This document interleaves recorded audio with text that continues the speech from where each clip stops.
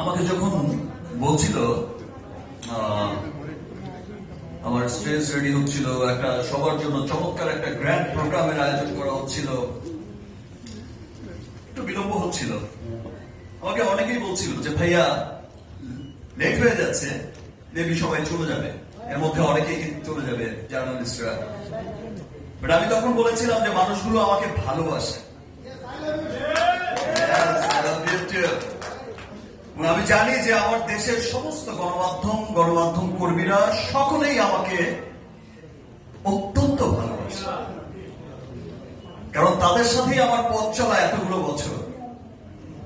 এবং আমার প্রতিটা শুভক্ষণে আমি তাদেরকে সাথে নিয়েই আমি যাত্রাটা শুরু করেছি। আজ আমি যেমন খুব এক্সাইটেড, ভীষণ রকম এক্সাইটেড, এবং আমার এক্সাইটমেন্টটা আজকে একদম ডাবল এক্সাইটেড,